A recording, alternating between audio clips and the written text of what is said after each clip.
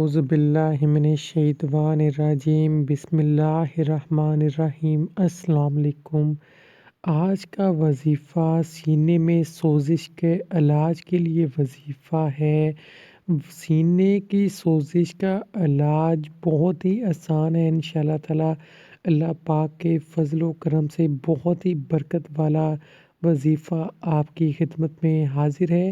ایک شخص حضرت پیر مہر علی شاہ صاحب گولڑہ شریف کی خدمت میں حاضر ہوا اور عرض کی کہ میرے سینے میں سوزش رہتی ہے، کوئی علاج بتائیں تاکہ مجھے آرام آ جائے۔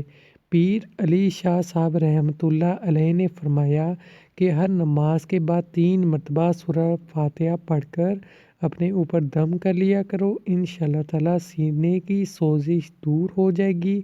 اس شخص نے ایسا ہی کیا، چنانچہ چند دنوں میں ہی وہ شخص تندرست ہو گیا اور اس کا مرض جاتا رہا انشاءاللہ تعالی۔ اللہ پاک کے فضل و کرم سے یہ مسئلہ بالکل حل ہو جائے گا۔ اللہ پاک کے کلام میں بہت برکت ہوتی ہے۔ اگر ہم اپنی زندگی میں اللہ پاک کے کلام کو شامل کر لیں تو ہماری زندگی میں سکون ہی سکون ہوگا۔ انسان کو کچھ بھی ہوتا ہے تو وہ مختلف ادویات کا استعمال کرتا ہے جن کا اس کو صرف نقصان پہنچتا ہے، لیکن کیا ہم نے کبھی اللہ کو یاد کیا ہے؟